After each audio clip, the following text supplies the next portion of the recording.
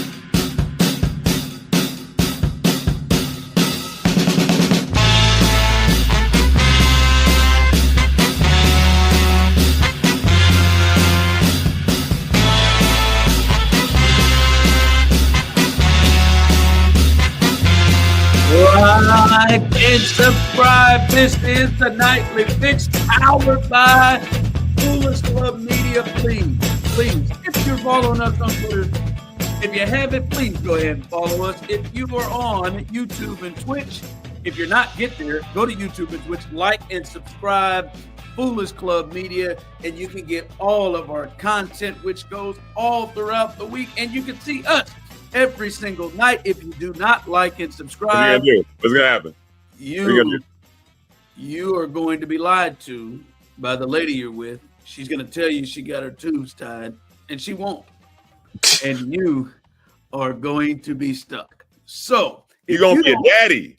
If you don't want to be an unwanted father, then like and subscribe. I don't make the rules here. It's crazy though. Why would you lie and say that you got your tubes tied and then you just out there raw dogging and stuff like that, and then now you get pregnant? That's the kind of shit that's going to happen if you make the decision to not just simply like and subscribe. It's easy. Just like and subscribe, and you got to deal with none of that stuff.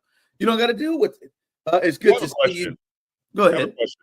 Okay, so you know how like in your early 20s and stuff like that, definitely late teens, early 20s, whenever someone gets pregnant, like your first thought is, you know what I mean? Like, oh my God, when does that end? What's the good age for that to like, for you to just be like, all right, cool. Good. Like, what's the age that I should start saying good for you when someone tells me they're pregnant instead of being like, oh shit, you're pregnant? I don't even know if it's an age though. I think it's more of a situation. Now, obviously the age helps, but like you could be 30, which would sound like a good age, or 34, whatever the hell you are. And you not be in the right situation. Yeah. That where you're like, shit, that's not the plan. That's not like I feel like at 40, when someone tells you they're pregnant, it should definitely like you should have a different reaction than you should have at 30. Well, they're at 40, you're wondering, are you happy with this? Because I think around the 20 and around the 40, are you happy with this? Did you mean to get pregnant this late in life? Yeah. There's a middle there. Like again, it's situation. There are some ladies running up and down the floor in the WNBA who, hey, they may be 28. Sounds like a good time. This would be a shitty time for them to get pregnant just because of the situation. So I think it's your situation. To me, once I got married, like, you know, it was cool. So that was 27 for me. Once I got married, it was all right. Go ahead. It's just like Dennis, and It's Always Sunny in Philadelphia. It's not the situation. It's the implication. It's the threat of locking somebody in and getting them pregnant. Didn't he end up having a kid in the show? No, I think there was an episode where they pretended he had a child or something for a while. Like I think right now all of us can think of some ladies that maybe we was just knocking off. And if that ended up being, they came to you, I don't care what age you were, 35, 34, 21, 18. If that young lady came to you and said, hey, look, Osita, I've been late and I'm pregnant. Like there's some fuck. Yeah. Not now I am not tied. I am not tied to this Julia for the rest of my life. With the age thing, there were some in my early 20s that, Lord, how I wish they would have told me that. I wished. In my early 20s? Oh, yeah. Oh, yeah. They would have been perfect. Perfect. At the time, you would have been. We would have figured it out. You know what I'm saying? We would have figured it out. But they were, those were the ones that got away, in my opinion. You know what I mean? Like, those are the ones I'm like, damn, I can see myself marrying this girl. And then just, it didn't work out. Like, I'll be honest. There is nobody. Now, I'm in a different situation than you two because I got married younger. But there was nobody, with the exception of my wife, where I was like, you know what? I'll be good if they tell me they're pregnant. Yeah, I mean, like that was. Let me tell you, Jack. I'm in here. I'm banging with condoms and birth control. Like I was in here, and pulling out. Yeah, I was. Well, thankfully, there's lots of modern things now, like birth control wise, that help a lot with that kind of stuff that might not have been available 20 years ago. I don't know, man. I have impressively gone right through birth control. He talks about how strong his swimmers are. Before. Are you guys strong swimmers? I'm just saying, one of the three, the final one, drove right. Oh, you can't name the name. You can't name the name. Last one, right through it. No, drove right through it. No. Was not a plan. So you could talk about your strength. All right, I don't know, but I'm just saying, like, beside, like, I had girlfriends before that. None of them. Oh, shit. When I met my wife, was just like, all right. Any of the other ones, they were cool. Just was like, oh God, no. Like, I'm not even close calls with it. How did we even get here? I don't even know how the conversation started. No, all right. Now I'm good though. I've got a vasectomy, so I know I'm hey, you never know. Them swimmers could be real strong, and you know you're right. Johnny Damon had twins after he had his vasectomy. The baseball player, he did. His wife was pissed. I don't know if you remember, we had Johnny Damon on, Serda, and he told us that. I don't know how I got into the conversation of Johnny Damon having a vasectomy, but it did. And he told us he had twins after I think it's something I found out. And that was a time when I was real ballsy to just ask anything. Like, let me get this straight, dog. You had multiple kids after a vasectomy. I said, yep. That doctor, man. I would sue. You, I told you, man. I told you my situation where that man told me, he said, hey, I just want to let you know, you really want to make this decision now because I'm burning it. I'm burning it right off. He said it's going to be real hard to put this thing back together. That's when my man put on his music and he stopped. He said, I'm sorry. I'm a big Van Halen fan and I love to listen to Van Halen while I'm doing the procedure. If it's uncomfortable for you, I can go. I said, hey man, you listen over the hell you want to. Just make sure you get this stuff right while you're handling my nuts. And he was, man, it makes it sound like he just cut your shit open and used a soldering iron, dude. Like, what is going on? And he was more David Lee Roth Van Halen than he was Sammy Hagar. But Jump was in there. He really got it.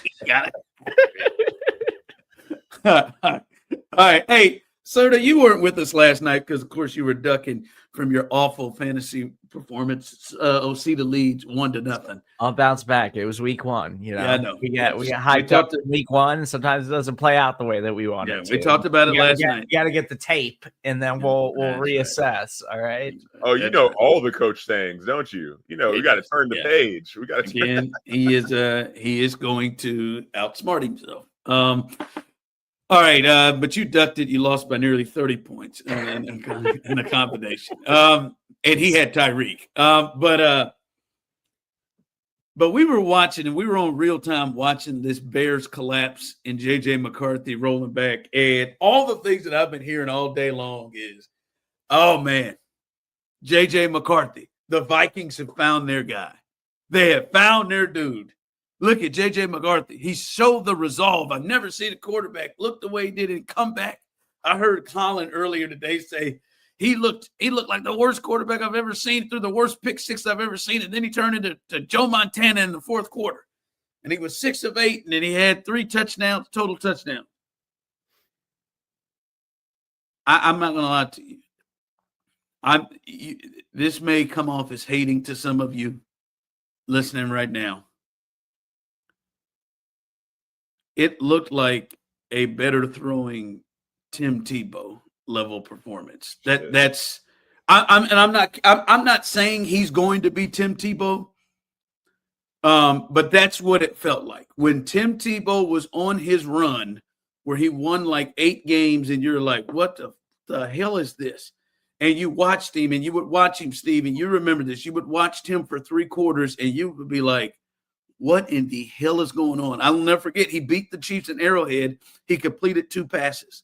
And then all of a sudden in the fourth quarter, when the game was on the line, he would all of a sudden get it together or make some sort of a run or something that would happen. Now, this is just one game. I don't know how anyone could look at this and say, oh, they found their guy. That, like, I don't know. I looked at it, and I don't think Caleb was great last night. Caleb missed some throws.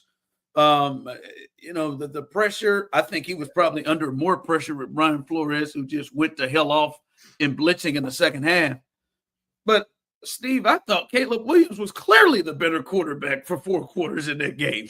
Like the bulk of the time in that game, I thought he was clearly the better quarterback. He made some throws. I mean, we can't get one performance of, we've got your guy 13 for 20 for 143 in the ball game. I know we got to calm down here just a bit. I don't know. Maybe I'm hating. Maybe you saw and you were more impressed than I was, Steve, but I know he came back and he had a hell of a fourth quarter. It took advantage of situations. It made 2 really good throws, but I'm not impressed. And if I were a Vikings fan, I would be sitting there like, holy shit. Like, are we about to waste Justin Jefferson? Like, I would be more concerned than to think. I didn't walk away from that, Steve, thinking, all right, man, he shook that loose and got that out of the system. And now he's about to be the guy. Because I never saw him really do that in Michigan. Like, he just handed the ball off and made throws. I'm not saying he's not talented. Like, he's got a whip. He doesn't layer throws. Like, he's got one speed. I did not come away thinking, oh, boy, like they have got the guy. Now, I'm not saying that Chicago did either. But I feel like I don't think it was close to me last night over 4 quarters who played better. And this was the thing, like with him coming out of college, like when he got drafted too, that I knew, like when I was watching last night's game, like JJ McCarthy was straight up awful for 3 quarters. No, he was terrible. Like he was unwatchable for 3 quarters of this football game. And Justin Jefferson had like 1 reception for 4 yards until like midway through the fourth quarter. But this is the thing. When he got drafted, I remember like all the talk about him was like, he's just a winner. He just finds a way to get it done when he has to. Like, late, like at Michigan, they ran the ball and played defense because that's what they were good at. But when they needed JJ to step up and make plays, he always did it. He handed the ball off. And so, like, it was like when this happened last night, I was like, oh, man, like these people that are like JJ McCarthy truthers, like they're going to eat all this up. And that's going to be the thing. That's going to be the narrative on Tuesday and leading into week 2 is like JJ McCarthy's just a gamer. He just steps up in the biggest moments and makes the plays that he has to. Like, he was straight up awful. And a lot of the reports on him, like during training camp and stuff, were that like, he wasn't very impressive. Like he was struggling a lot. And I'm not, I thought Caleb Williams looked better last night. I think he's still a work in progress with Ben Johnson. And I'm, at this stage of his career, like I'm still not totally convinced that like Caleb Williams is ever going to turn into like a superstar quarterback. Like I think he's still got a long way to go. But I'm willing to bet on the Bears. It's just that the narrative is going to be coming out of this game now like, oh, JJ McCarthy is proving himself when he was unwatchable for 3 quarters. No, there's no way you could sit there and turn that tape on, watch that game and think, all right, man, he was better than Caleb. No, he wasn't. Yeah. Right? He was unwatchable. He wasn't great. He looked like he was one of the worst starting quarterbacks in football for 3 quarters. And Tim Tebow. And credit, he made the plays that he needed to down the stretch. And maybe there is something to the Vikings opened up the offense. Once it got to well, screw it. We don't have any choice now. Let's do this or whatever. But okay, but you can't do that all of the time. You can't just run that fourth quarter style of offense when you're trailing. And so, yeah, maybe there is something to playing like that. But I also think that late in the fourth quarter of football games, we just see this stuff happen. I'm not willing to bet that he can do that all of the time and that all of a sudden that fourth quarter comeback is going to be a turning point where we see him play better, because I don't feel confident right now that he's the type of guy, if you go out and you're legitimately getting, your teeth kicked in by a team like the Eagles or something that can just run all over you. What happens when that dude has to throw the football 45 times and you can't run the football at all and you can't play defense and you need to put up a bunch of points? Can you legitimately bank on him being somebody that you're comfortable with?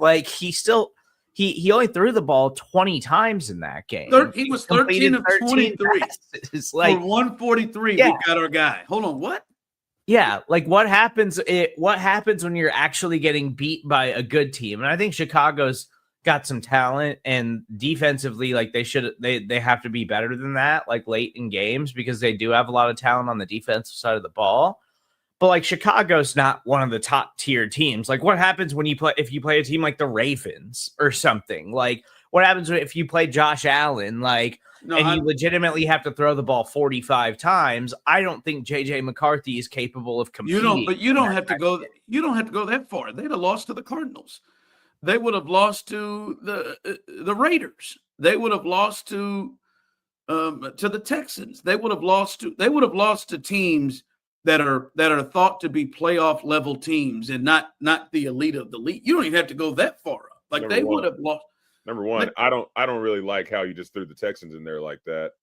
I think the Texans, Cardinals, and who else did I name? I think those are playoff level teams. He's going up there talking about the Ravens and the Bills and the Eagles. I don't think you have to go that far. I think the Texans would have blown them out if they're up 17-6. Again, that's just played poorly in week 1. Yeah, but they're still a Super Bowl contender. I think the Packers are legit Super Bowl contenders. Yeah, now. So I think the Lions, those are Super Bowl contenders. Right now. I'm just saying the Bears did a whole lot to do that, to help them lose that game. And the analogy I'm thinking when I'm watching that is he did what Trump does at debates, when Trump doesn't come out there and just unprofessionally just talk about his opponent in a major way, and you come out of it and you're thinking, oh, he didn't do that bad. And you're like, well, his bar was so low. Yeah, he didn't do that bad. Those passes that JJ McCarthy threw to Jefferson in the end zone, and the one to Aaron what's his name? Aaron Jones. Those are touchdown passes that all quarterbacks should complete. Yeah. It wasn't like, damn, man, he threw them on their back. I mean, they got several. And I mean, O'Connell said it in the postgame. They had several guys. I mean, they had several penalties that aided them to get down into the red zone or near it. So, I mean, I don't want to take anything away from him, and I don't want to. It sounds like I sure am. I don't want to take anything away from him in terms of his future to be a good quarterback. I do. I hope all these dudes are good quarterbacks. But I don't know how you can walk away from that performance, his lone one, and then also combine that with what you saw from him at Michigan in college and think, found their guy, or just ignore the first 3+ quarters in which his pass. Like what's an average passer rating? What, 70 something? Yeah, 75. His passer rating was 34 through 3 quarters. Like that is god awful. He threw one of the worst 76-yard pick sixes I've ever seen in my life. I don't even know how he didn't see him. There's no possible way how he missed him. But to go away, it's like they found their dudes. Now, I will say this, and this helps him immensely, or I think he would be looking real bad, is I think we would agree there's not a lot of better situations that he's going to with Kevin O'Connell and what's old dude's name that the Texans wanted to hire as their head coach, and he had never done anything before. The old backup quarterback. He's got the blonde hair over there rolling. Damn it, what's his name? He's just quarterback coach. Josh McCown. Yeah, Josh McCown. Yeah, he's got a really good situation. We've seen damn near every quarterback in some way excel from Sam Darnold to Kurt and hell to Josh Dobbs play better than we've ever seen him. So he's in a great situation. I mean, if he was in Caleb's, by the way, do you realize this? How many years has Caleb been in the league? This is the start of his second season, correct? Yes. His second season, Osita, he's on his third head coach and his fourth offensive coordinator. He's played a season and a game. He's played a season and a game, and he's on his fourth offensive coordinator and third head coach. Like if JJ was rolling through that mess, like JJ would have continued to be in this. Like he looks like, hey man, we gotta really draw some shit up to get him going, as opposed to, hey man, go make plays. I hope he does well, but I didn't see the thought of like, hey, they're ready to go now, baby. They have found the savior. They are better now. They found that makes sense for them to trade Sam Darnold. No, I don't know about that. Oh, I don't know at all about that. Damn, man, I feel bad for Caleb. 3-4. That is insane. Insane. By the way, I just saw this come across. Tyreek Hill is domestic violence accusations from his ex. Are they ex? Maybe it's his wife. I don't think they're. It's his ex-wife. Is it his ex-wife? Okay. Yeah. I know he's separated from the one. Yeah. What'd she say? I think no. Now he hasn't been charged with anything. Not even sure if they're investigating it, but she's I don't know how many times he's been accused of this. But that's the latest with him, and it is also going parallel with the fact of they are already after one game. It's that bad for the Dolphins, and with him, they're already one game out talking about trade rumors for Tyreek Hill. Talking about trade rumors already. And so this was kind of reported like late last night, like even during the game, and then there's been a little bit more like details on this, but this is his divorce case with his ex-wife. So this is like documents that were obtained that allege like 8 separate incidents of domestic violence in the filings related to their divorce case. So I don't think it's not necessarily that like he's being charged with more like domestic violence stuff. It's stuff that is being used like within the divorce filing case, and like as part of all of that. So yeah, as I said, it hasn't been said that they're even investigating it, and he hasn't been charged. But that is the latest. That has followed his career since before he entered it, like multiple different cases. Multiple different times. He's even pled guilty to the heinous crime that made him drop in the draft.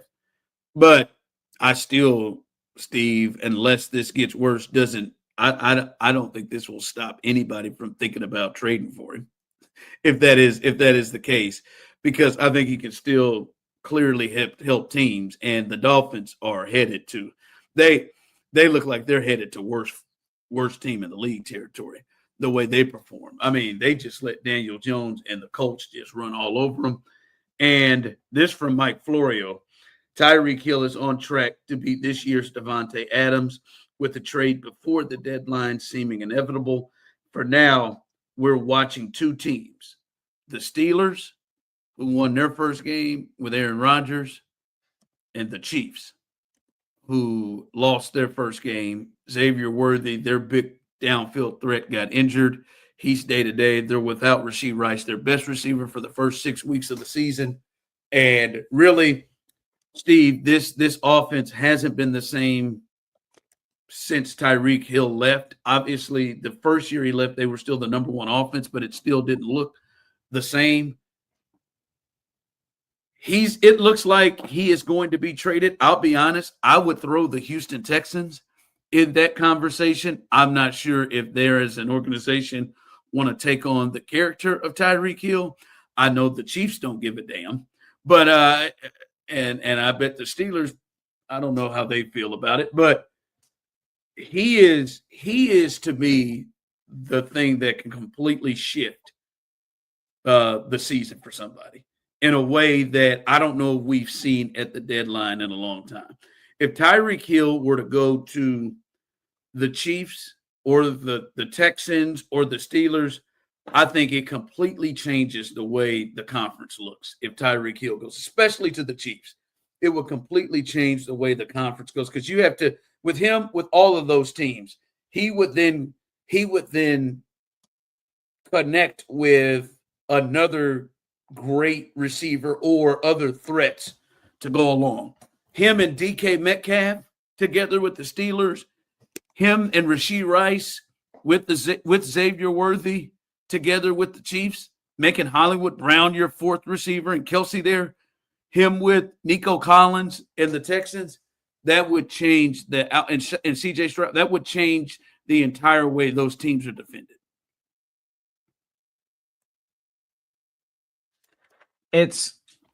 I think that it's going to be interesting, and we'll see if anything comes of this, because he's getting traded though, Serda. Right? There's no way. Yeah, but I do and I think that the thing is, he still is owed a lot of money, and so it feels like the Dolphins are just going to have to trade him and eat some of this contract to get rid of him. They're not going to get significant draft return for him the way the Chiefs did when they traded him to Miami at this stage of his career. He's 31 years old. He's coming off one of the worst seasons in his career. And he does look like he's turning the corner, to that downward turn. But I do still think when healthy, he can still go though. Yeah, Tyreek, he can still move. He can still be a playmaker. He could still contribute to a team that's better than Miami, because week one wasn't just Tyreek Hill's washed up and the Dolphins offense isn't good anymore. The Dolphins just look like they're one of the worst teams in the league, and they're going to go through coaching shakeup this season, because they just look like they're going to be one of the least competitive teams in football. And those guys have totally lost interest in playing for Mike McDaniel.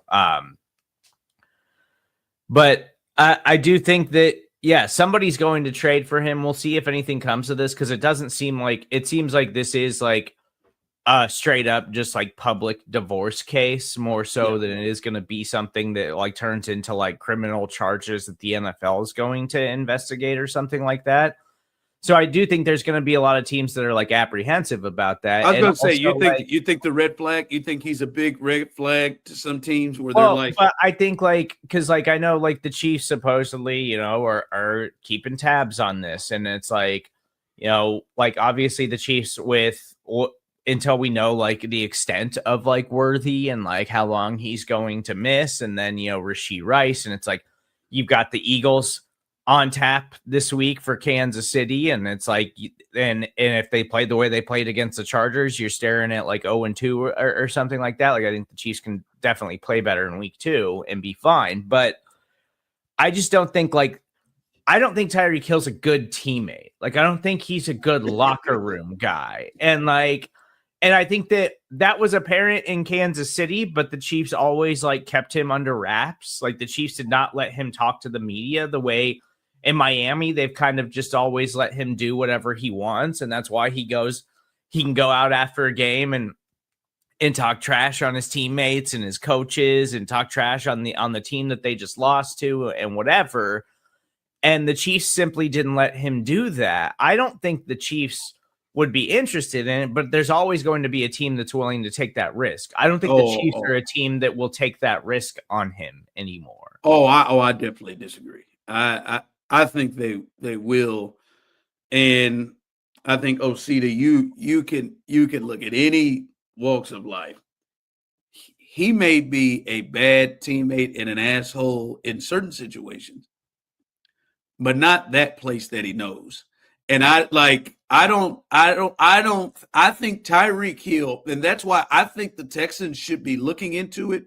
But I think they would have to get really desperate because I think it's a slippery situation, right? I think he would run over CJ Stroud. I mean, all I know is that I need him to be on a team that lets me get some fantasy points because I know that's what you need. Hit for me last week, bro. I think he would run over everybody on that team and wouldn't really respect a lot of it. I think him and Stroud might be best friends. You never know. I know for CJ, he's going to be his best friend. CJ's got 11 best friends that he just met.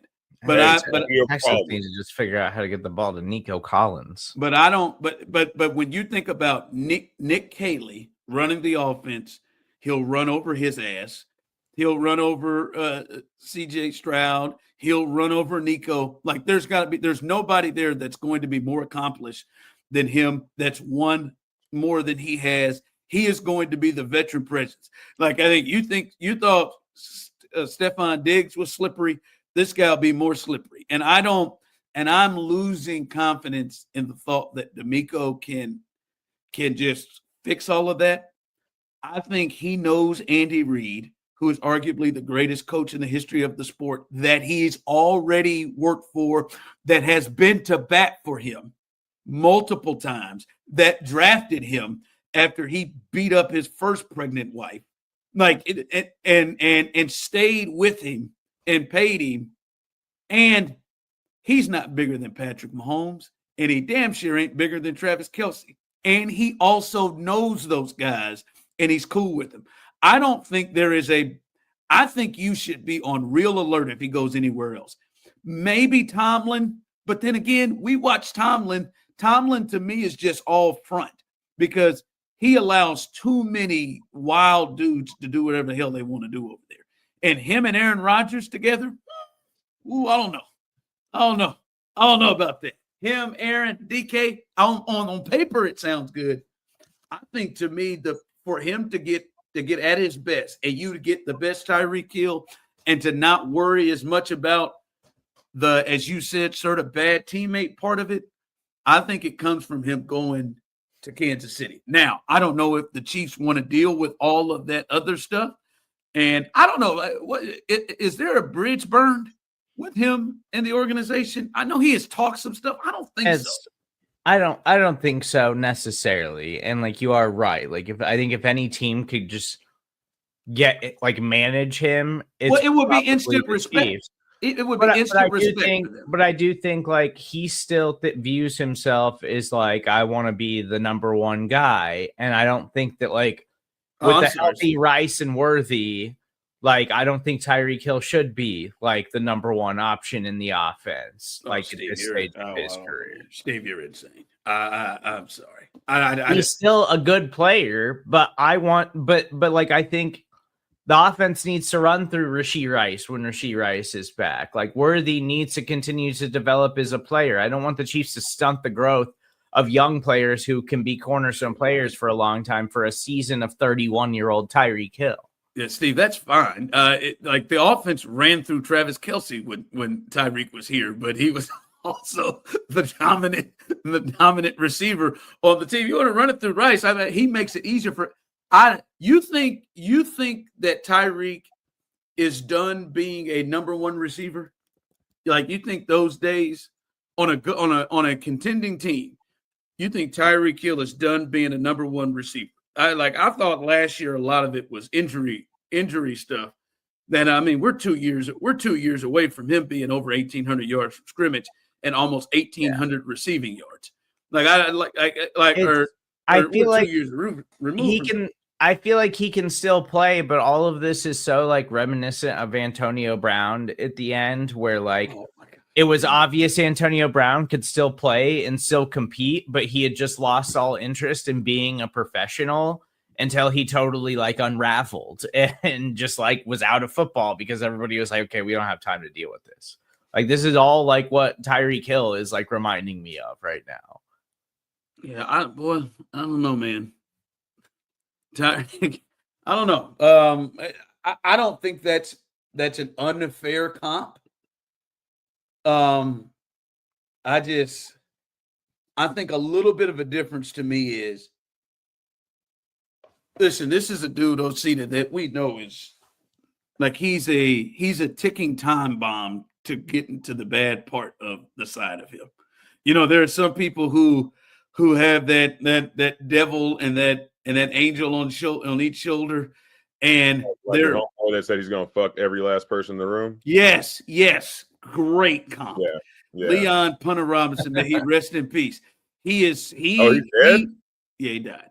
I said that every time. He is somebody who can be easily pushed to the devil's side. Yeah. In his time. There are others who have to be like I believe the devil has to work super hard to pull Russell Wilson to slide over to the devil's side. I believe he's got to work real hard to do that. The devil's gonna have to put Russell Wilson through like a Tyler Perry amount of bad luck for him to really go on that side, bro. Absolutely. It don't take Draymond very much time to get over to that devil's side, right? It's much harder for him, and I think that the Miami Dolphins situation, Steve, enhances his devil side. I think they push it even more to here. Get over here, baby. We got a coach that clearly doesn't have any authority. Black Mike, a coach who clearly doesn't have any authority. Have you ever seen the Dolphins coach? Osita, I want Steve to find him, and I want you to know that this fella right here is one of the black coaches in the National Football League, and I want you to see him. If you haven't seen him, Steve may put him up there. You may beat him to the punch, but this is Black Mike. He is one of Black Mike. Well, many do. Yeah, it's hard. It is hard to see it at 25%. Yep, his daddy's mixed. His daddy's half black. And that gentleman right there. Here it is. Look at him. Osita.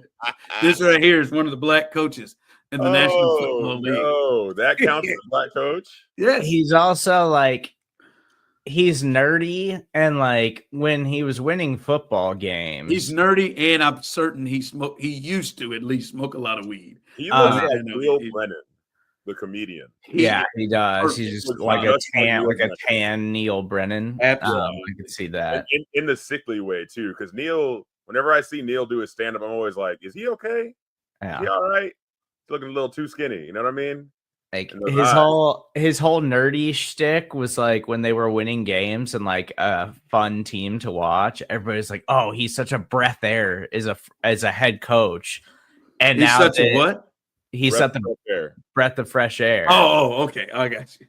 And now that they're terrible and they're getting their asses kicked every week, everybody's just like, God, we're so sick of this guy. We're so sick of this whole nerd. He's going to get fired. He's not going to make it through the season unless they really turn this around. This whole eighth black thing trips me out, dude. Because like, have you seen Logic? You know the rapper Logic? Yes. Another. The fact that he gets to say nigga makes me mad. Every time I see him. You think like, Mike said it? Huh? You think Black Mike said it? Bro, I don't know if he can get away with that. Not with Tyreek.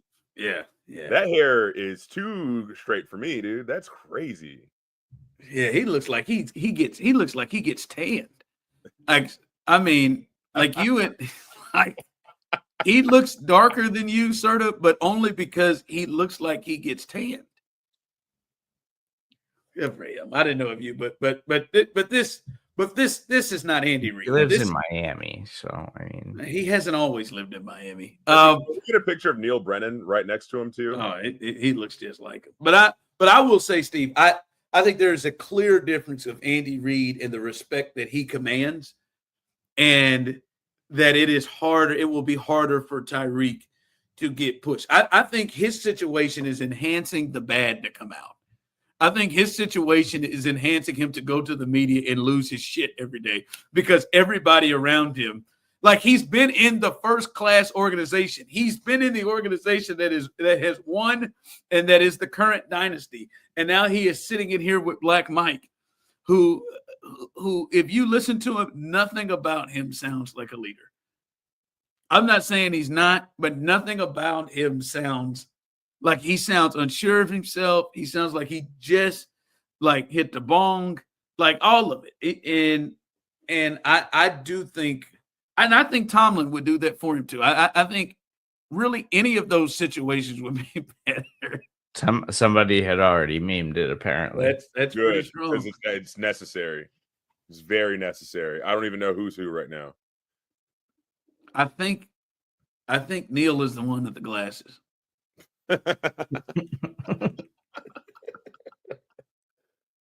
How did this guy even get a coaching job, man? I'm like looking over his resume and stuff like that. This is crazy. If you call plays or work on the offensive side of the ball for Kyle Shanahan, you will get an opportunity to be an NFL head coach. You don't even have to call plays. And that used to be the same thing for Andy Reid until he had a black one. Who was the black one? Eric Bieniemy. Eric Bieniemy is the lone one. Well, Andy did also just start retreading all of his old coaches that would get fired and stopped hiring like younger coaches. So, yeah, no, I mean, Matt Kafka is now calling plays. He may get him a job. Well, probably not. If he fixes, if he does well with Jackson Dart, he will. But yeah, Andy had a run just like that until Eric Bieniemy slid in there, and then that ended it. And, so this man played 4 years of college ball at Yale, then went back to Colorado, was an intern for Mike Shanahan. That's right. Got in there. Was an intern. I think he came to the Texans. And then he came straight to the Texans, and then he's just been in the league ever since. Yeah, right. They got a head coaching job. And insane. Like, again, if people would talk about Eric Bieniemy being a bad interview, and if you listen to his press conferences, I don't know how he sells anyone that he's a leader of men. I don't understand in an interview how he could sell anybody that he's a leader of men. And I don't think it's a real surprise that it looks like this thing is falling apart at the seams. And I don't know. Like I think that situation with Tyreek is going to be something to watch. If they get out here and they're 0-3 and it looks as bad as it did Sunday, they're going to keep. This is going to continue to be a thing, and Tyreek and him are going to be gone by the end of it. All right, let's get a little heat check in this bitch.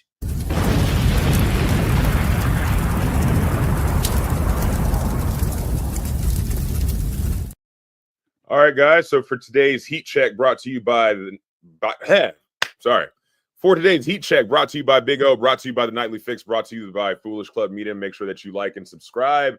I'm sure over the weekend we all saw the Phillies Karen. All right.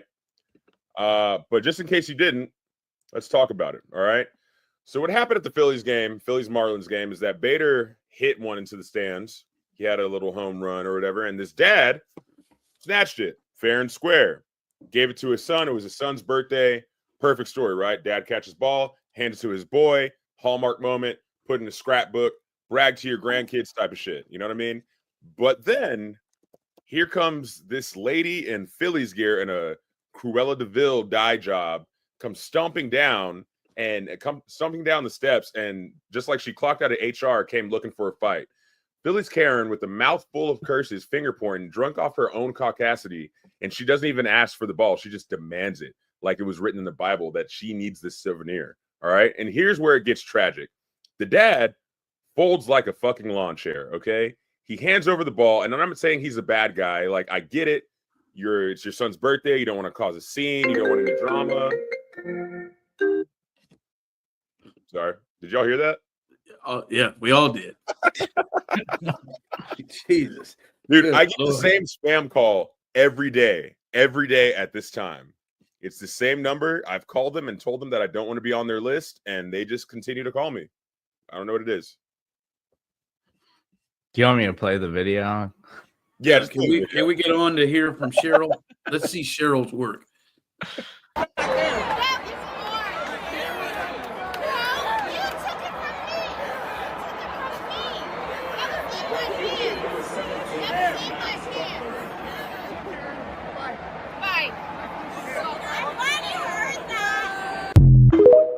It was not in her hands. That lying bitch. It was not in her hands.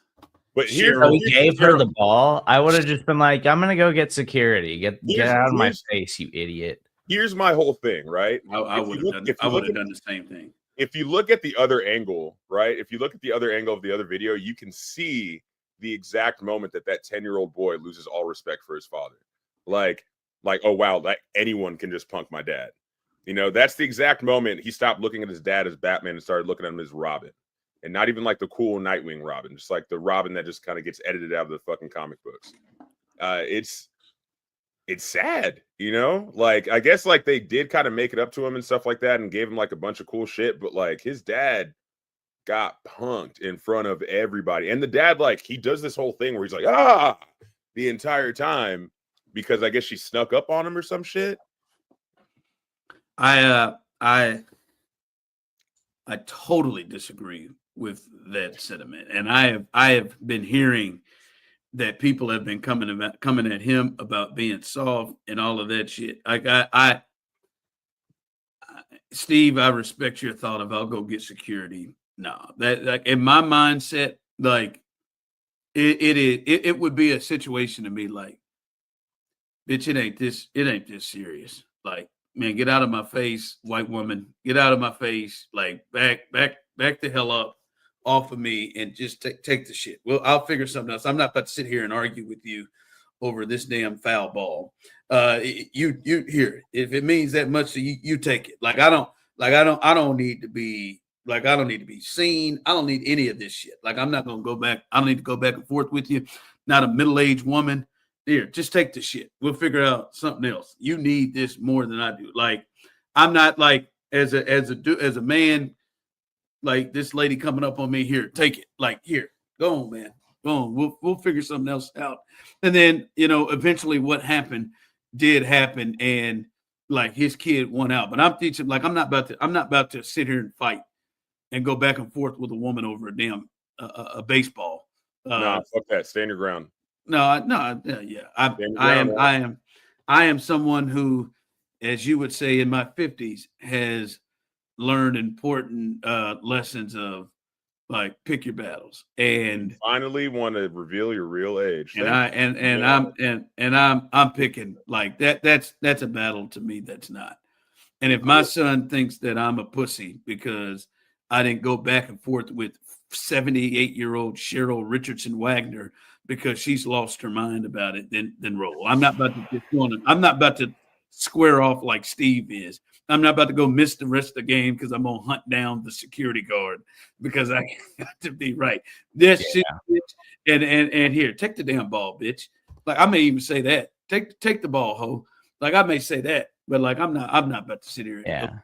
I get that, and there's a circumstance where I could be like that, but I'm not folding to that dumb fucking lady. Like, hell yeah, Steve. It's not folding. Stand your ground. You don't let some lady with the Pidgeotto haircut. Ron, I know you don't know what Pidgeotto is, but it's a Pokemon. All right, but you don't let somebody with that fucking haircut fucking run you down, dude. For what? A fucking baseball? Nah, dude, get out of my face. Get out of my face. What would you like? Let's show it again. Let's show it again. I would continue to say, get out of my face until she got out of my face. Yeah. I'd be like, go find your seat.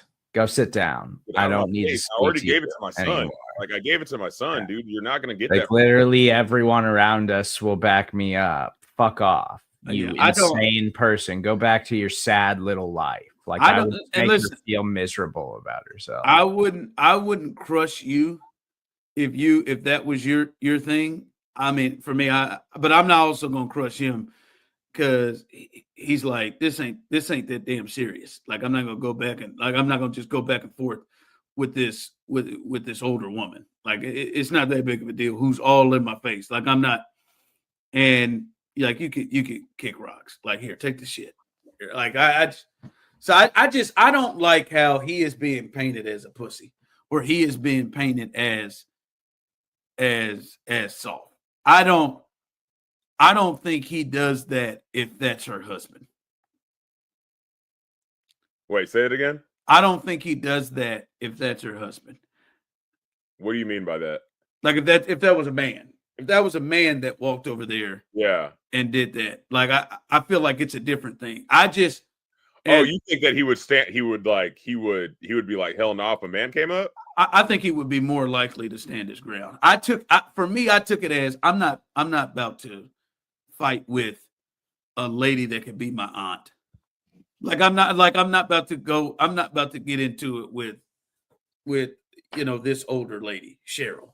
And I'm gonna make her look like an idiot. And she looks like a dumbass. I don't like how it's been painted that he's just soft. Serda, I just sent you another. I want to watch this video real quick. Can you throw this one on?